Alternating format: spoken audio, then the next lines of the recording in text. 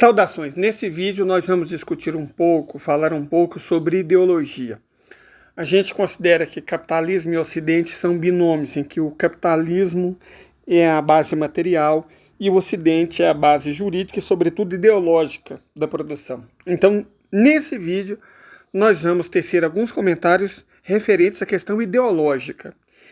E essa capa não é sem propósito. Eu gostaria muito que vocês lessem esse artigo feito por essa argentina extraordinária sobre essa criatura aí. Saudações. Em Goiás, 12:30, 31 graus. Mas tá tranquilo, porque o que mata nesse meu querido estado não é o calor, não é tão quente assim. E não tá uma umidade muito ruim. Tá bem tolerável. Tá de boa, na paz. Deixa eu comentar algumas coisas que eu creio interessantes. Hoje teve um vídeo, até devia ter baixado ele, mas eu tô no meio da rua e eu não posso gastar a minha internet, eu tenho muito pouca. Então, infelizmente, deixa eu resumir a essência do vídeo. Tinha uma pessoa falando sobre uma manifestação do orgulho LGBTQ em Tbilisi, capital da Geórgia, que foi interrompida por manifestantes anti-LGBTQ. E aí a pessoa fala sobre lutar por direitos e tudo mais. Então, vamos tentar analisar isso com calma. Primeiro, as placas estavam todas em inglês. E aí fica difícil não dar razão à Rússia, à Geórgia, à Armênia, a esses países quando eles afirmam que essa é uma ideologia importada do Ocidente. Inclusive porque é uma ideologia importada do Ocidente. LGBT, eu não gosto do que, porque eu me recuso a trabalhar com qualquer conceito da Judith Butler, que ela é desonesta, intelectualmente falando. Então, vamos LGBT. LGBT rola. Porque, né?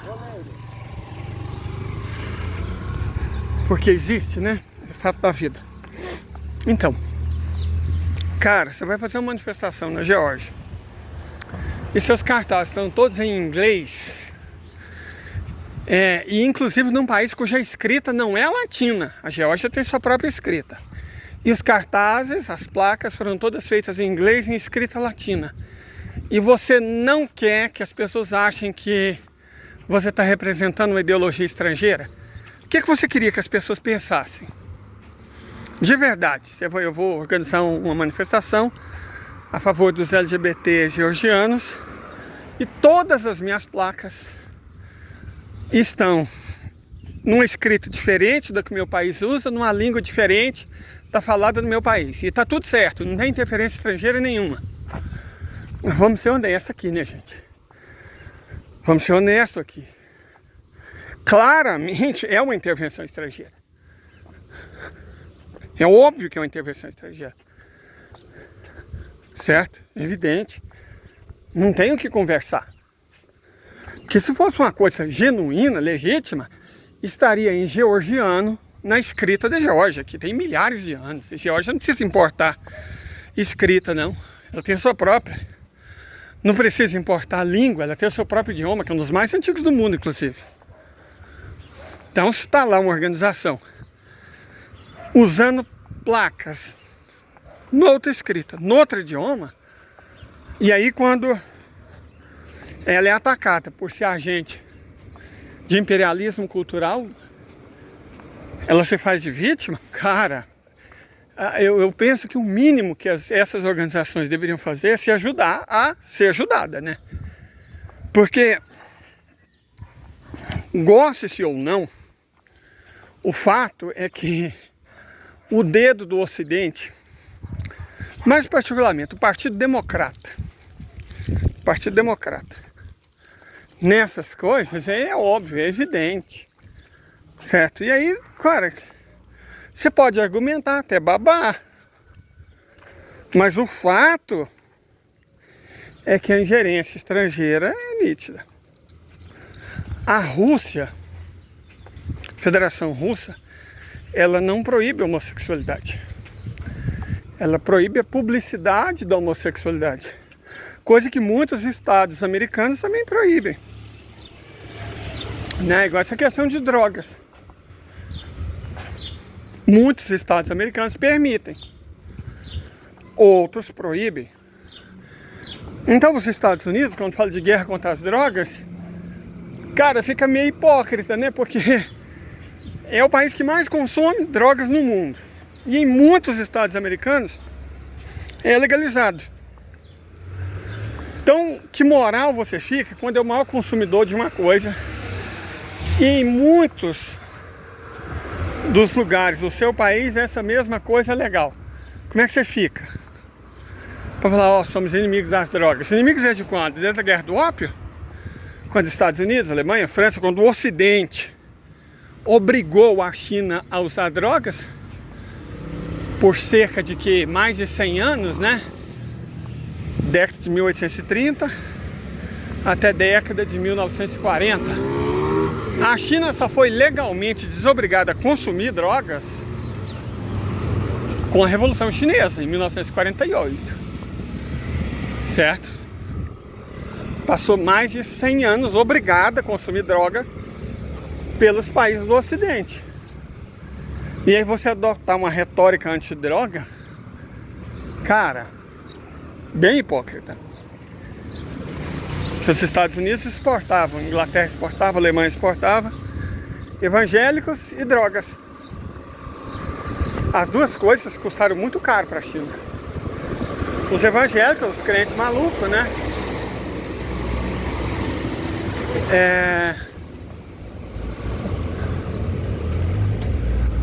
Eles foram responsáveis pela rebelião Taiping.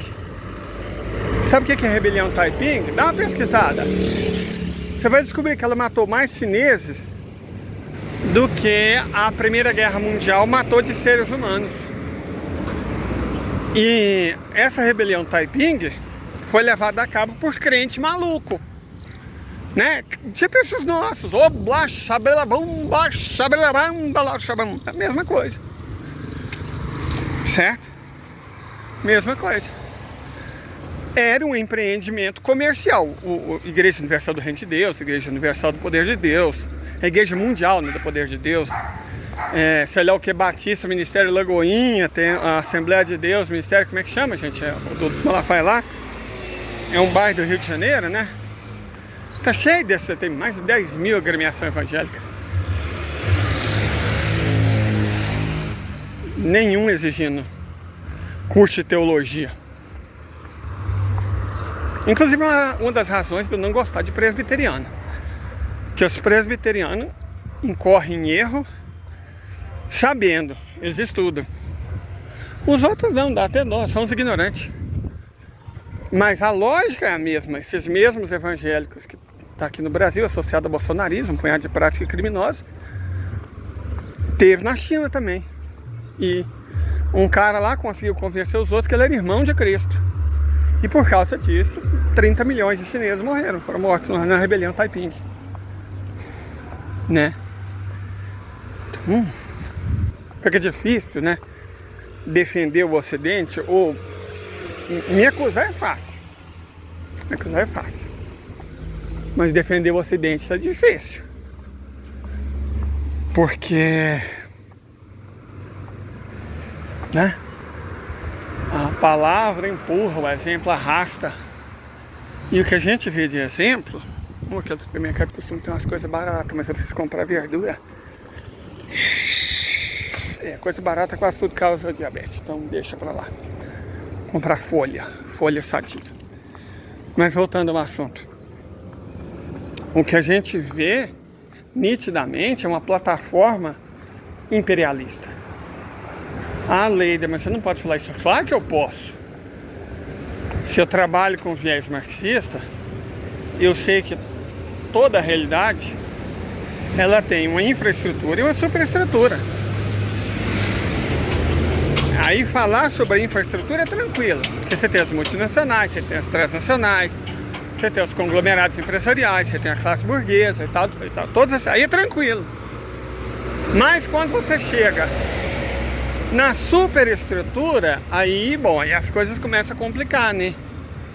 Aí os marxistas, esses de viés Partido Democrata, ficam mais, né, os marxistas PSOLzinho, os marxistas de Shopee, marxista de TikTok, aí eles ficam mais griladinhos, né? Mas a superestrutura também faz parte. E a superestrutura, que o próprio Marx definiu como base jurídica e ideológica da produção, ela existe, cara. Ela tá lá em Marx. Essa não foi bem discutida, mas ela tá lá em Marx. Você acha ela bem discutida em marxistas, como Antônio Gramsci, e em não marxistas, Walter Benjamin. Certo? Você acha ela lá, o conceito está lá, super bem discutido. Eu, inclusive, recomendo. Dá uma olhadinha no conceito de superestrutura. Aí você vai ver que o imperialismo não é só colocar empresa, só colocar conglomerado, só colocar banco, não. Imperialismo também é cultural.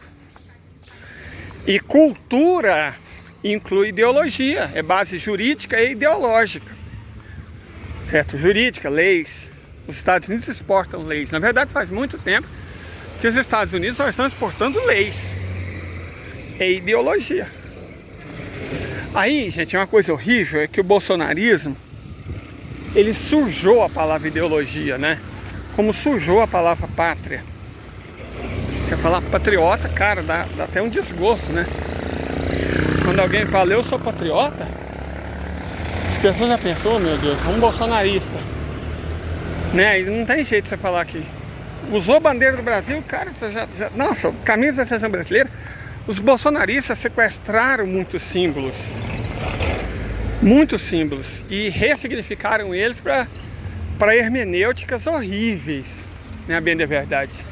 É um patriotismo entreguista. É uma família antifamiliar. Então é um Deus que é um demônio. Fica difícil, né? Fica complicado. Você fala assim, qual que é a sua religião? Eu não falo que eu sou cristão. Porque o significado de cristão foi conspurcado pelo bolsonarismo. Eu sou católico. Mas já tem que acrescentar, ó, não sou raditrade, não sou católico Canção Nova, não sou católico Rede Viva, certo? Não sou católico carismático. A gente já tem que deixar claro, quer dizer, a gente fica na defensiva pelo mau uso que eles fizeram do símbolo. Isso é uma estratégia ideológica. A ideologia existe, certo? O fato do conceito ter sido conspurcado pelo bolsonarismo é horrível, mas não pode ser usado para escamotear a realidade, certo? Então, e a realidade é, a gente tem que se preparar para um mundo multicivilizacional. Impor à marra os valores do Ocidente, qual seja os do Partido Democrata dos Estados Unidos, não vai mais acontecer. Então, eu sugiro aos meus amigos do PSOL, né? Aos meus amigos da juventude, que entendam isso, que o mundo tem várias civilizações e que a perspectiva uniculturalista não vai rolar mais. É claro, a pessoa pode aparecer comentando que eu virei olavista, que eu sou um Olavo de Carvalho. É um direito delas, paciência. Mas, se você lê Marx, se você lê Walter Benjamin, se você lê... Isso é para ficar nos clássicos.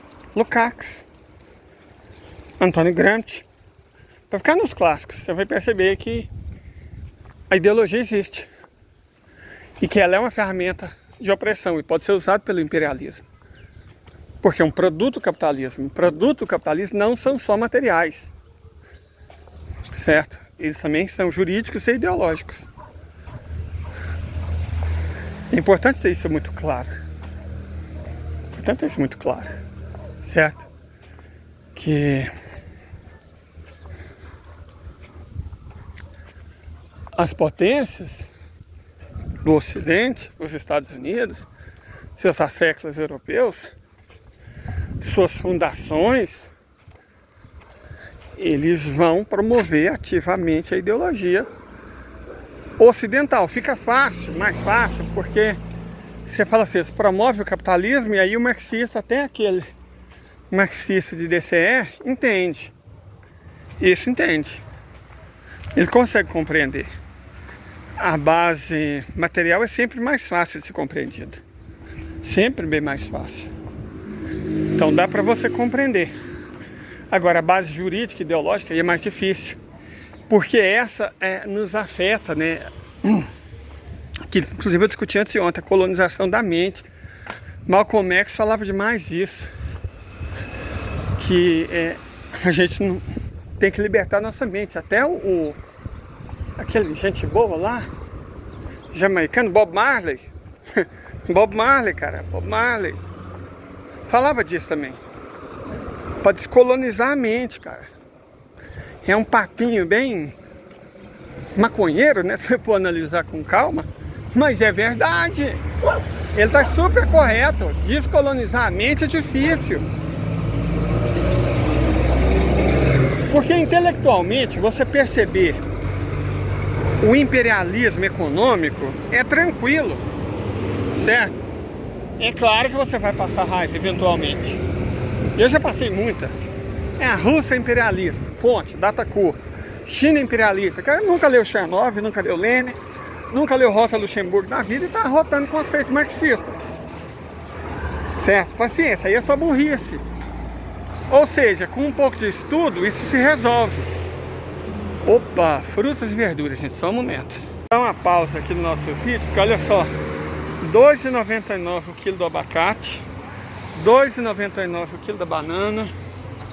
O maracujá tá meio caro, né, mas na verdade eu que sou pobre. Aqui, ó, comprei banana, maracujá, manga, laranja e abacate. Dá verdura por uma semana. Verdura não, fruta, né? Perdão. Beleza. Então vamos continuar. O lance da ideologia, como eu disse, ele é mais difícil de ser percebido. Certo? Ele é bem mais difícil de ser percebido. Ele exige um approach mais sofisticado. E contra ele pesa o poder das próprias instituições e normas ideológicas. Quer dizer, o Partido Democrata, ele foi muito hábil em usar a imprensa e ONGs e grupos sociais e movimentos sociais, que são coisas distintas, para impor a sua visão de mundo. Vou repetir uma coisa que eu já disse mais de uma vez, mas que é sempre importante a gente ter em mente para permanecer atento. Os wokeistas, né? E aí LGBT, verdismo mongueiro, fadismo da floresta, indigenismo da Shopee, identitárias, pretos que se consideram representantes da África, né?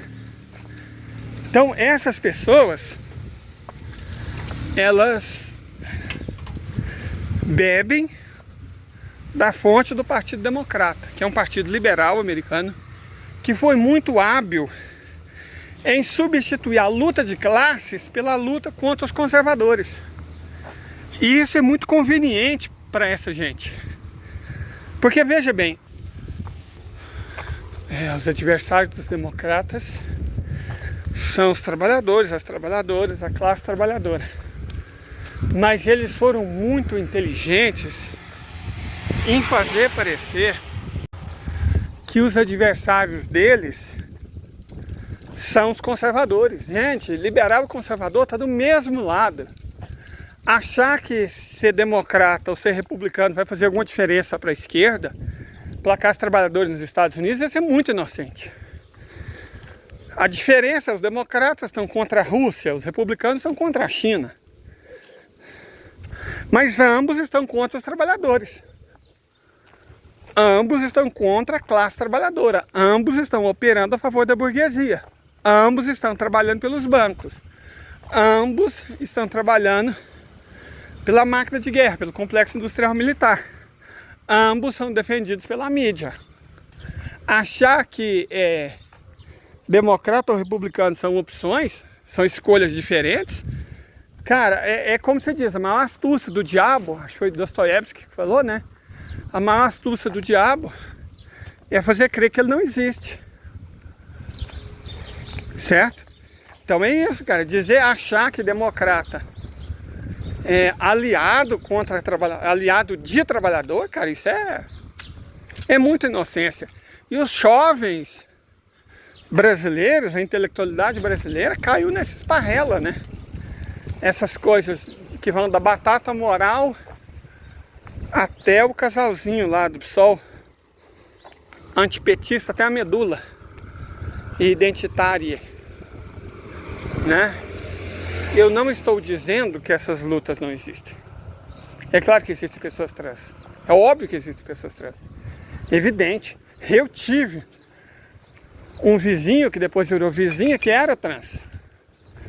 E era numa época que ninguém discutia isso, cara. Porra, era paia, porque sabe aquele esquema que a pessoa nasce com uma carga genética, mas a expressão dessa carga genética é diferente? Na época, como é que ele chamava? Hermafrodita. Isso, hermafrodita. A pessoa era hermafrodita. Nossa vizinha. Então, se eu disser, não existe trans, eu vou estar sendo um filho de uma puta, cara. Porque os meus vizinhos pensa no melhor ser humano que existe no mundo, cara. Pensa no melhor vizinho que eu podia ter. Ele era criador de porco. E caminhoneiro. Sujeito honesto, trabalhador, que, nossa senhora, teve 2 filhos e queria ter mais, mas a esposa, né, não pôde ter, ela adotou um terceiro. Desses 3 filhos dele, um era cis, hétero, o outro era trans, como eu disse, na época, eu nem sei como é que se chama isso hoje, gente, eu sou velho, mas na época se dizia hermafrodita. Ele tinha carga genética XX, mais uma expressão masculina, certo? Porque parece que o clitóris, alguma coisa assim, eu não entendo muito dessas coisas, mas eu sei que a história foi essa.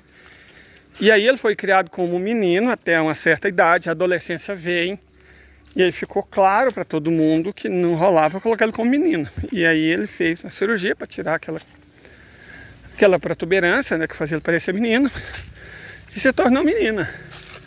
Ser humano de prima, cara, gente boa paca. Jogava bola com a gente. Mas, né, havia preconceito. Então eu não vou dizer que não existe pessoa trans. Pelo amor de Deus. Claro que existe. É óbvio que existe. E não vou destilar preconceito contra essas pessoas, porque eu estou sendo um filho da puta. E é claro que existe gay. O adotado, o terceiro mais novo, o caçula, era gay. Então é óbvio que existe gay. É óbvio que existe trans. Isso é evidente. O que não existe é queer. Queer é uma palhaçada criada pela Judith Butler, que, como eu disse, é uma criatura das mais desonestas, uma liberal desonesta, intelectualmente falando. Então, porra, os russos são transfóbicos. Eu tive na Rússia, eles são. Os russos são homofóbicos? Claro que eles são. Mas não são mais que os brasileiros.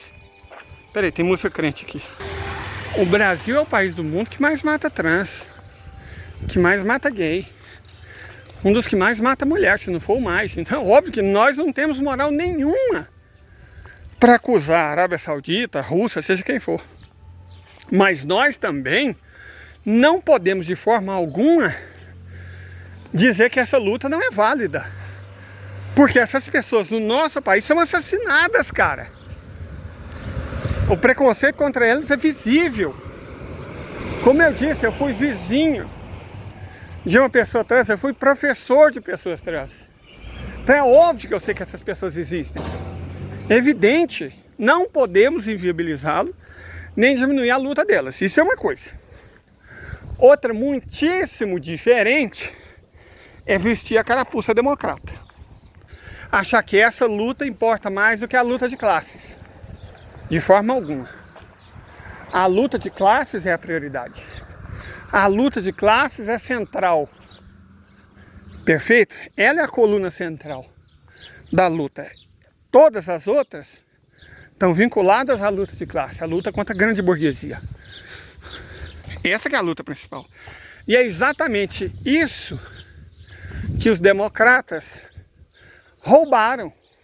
Falaram, não, esquece a luta de classe, o comunismo morreu. Fukuyama diz que o capitalismo venceu, então não existe mais comunismo. Quer dizer, existe na cabeça dos bolsonaristas. Na hora do discurso, espantalho existe, aí existe, é tudo comunismo. Mas tudo é comunista, mas ninguém é comunista.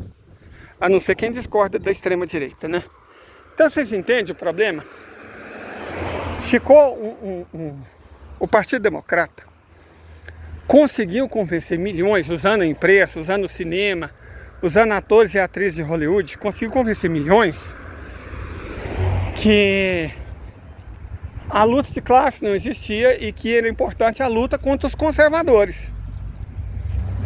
Como eu já disse, como se os conservadores não fossem normalmente os pobres. Então você trocou a luta de classe, a luta em favor das pessoas pobres, né, baseada nessa luta de classe, por uma luta contra as pessoas pobres. Porque são as pessoas pobres as crentes. Os da vida. Certo? Os pobres, reitero, John Kenneth Galbraith, natureza da pobreza das massas, são conservadores. Então, ao lutar contra os conservadores, os liberais americanos do Partido Democrata acabou fazendo com que os jovens, os intelectuais, lutassem contra os pobres. Transformassem os pobres em inimigos. E aí começou uma série de derrota eleitoral. Porque a esquerda deixou de defender o trabalhador. Ela deixou. A esquerda europeia não defende mais o trabalhador. Certo? Ela deixa, na verdade, a esquerda, o Partido Trabalhista Britânico até proibiu a defesa do socialismo. Olha o nível que chegou. Então você deixa de defender trabalhador e trabalhadora e passa a defender pauta identitária, que é pauta liberal. Ou seja, você se torna liberal, defensor do sistema. E aí é difícil perceber isso. Se você não está procurando, você não vê. Tem um rio na nossa cidade chamado Araguaia. E um afluente dele, também do nosso estado, chama Crixás. Crixás é um rio bem raso, de fundo arenoso. Perigosíssimo. Sabe por quê? Pela quantidade enorme de arraia que tem naquele rio. É muita arraia. E as arraias ficam enterradas na areia. Muitas delas ficam enterradas na areia. Se você não presta atenção, você pisa nelas. Para você não pisar nelas, você tem que estar procurando. Você tem que saber o que procura. Caso você não saiba o que está procurando, você vai pisar na raia. Olha, eu não recomendo. Mas não recomendo mesmo você pisar na raia. Certo? A questão ideológica, a questão do liberalismo, dessas posições políticas pseudinhas da esquerda, é exatamente isso. Se você não procura o imperialismo ideológico, você não acha. Você tem que estar procurando para achar. É mais ou menos aquele princípio da física quântica, né? Que a observação altera o resultado. A lógica é a mesma. Se você estiver procurando, você acha. Se você não estiver procurando, mesmo que você pise em cima, você não vai achar. Certo? Então você tem que estar procurando imperialismo ideológico para conseguir enxergá-lo.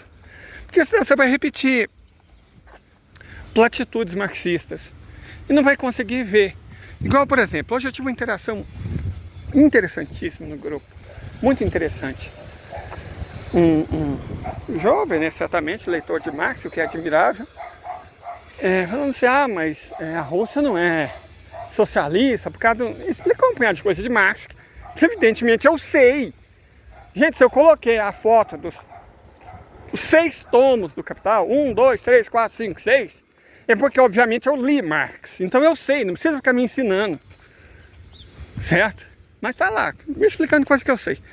Pode dizer que não, a Rússia não era socialista, porque... Não, gente. O conceito que eu expliquei no meu vídeo foi, ó... É o controle dos meios de produção. Se o controle pertence ao Estado, é socialismo. Então, a definição que eu dei foi a mais simples possível. Certo? Não foi rigorosíssima. Se o controle pertence ao Estado, é socialismo. Não é um socialismo perfeito, não é um socialismo pelo qual todos lutam, blá blá, eu sei. Aí a questão, eu coloquei um vídeo em que o Putin humilha um empresário, ele humilha na frente da Rússia inteira, ao vivo. Porque ele fechou uma fábrica de cimento. Ele obrigou ele na frente de todo mundo a assinar a reabertura da fábrica de cimento. Passou um pito descomunal nele, uma vergonha do tamanho do mundo. E eu falei, ó, esse empresário teve sorte. Porque normalmente o que acontece na Rússia, no Irã, com o empresário que esquece que é o Estado que manda, o que acontece, eles costumam cair da janela. Certo? Então esse empresário que só passou uma vergonha descomunal na frente da Rússia inteira, ele teve sorte. Mas era para demonstrar o ponto. Quem manda é o Estado. Pode existir bilionário, não sei o que, não sei o que. Cara, a teoria é linda. Eu tenho livro exatamente para entender a teoria. Mas na prática, como diz uma poetisa doceira do meu estado, chamada Cora Coralina, na prática, a teoria é outra. Inclusive eu vou me despedir desse vídeo lendo para vocês essa poesia dessa minha conterrânea goiana. Até mais, muito obrigado e até a noite na nossa live.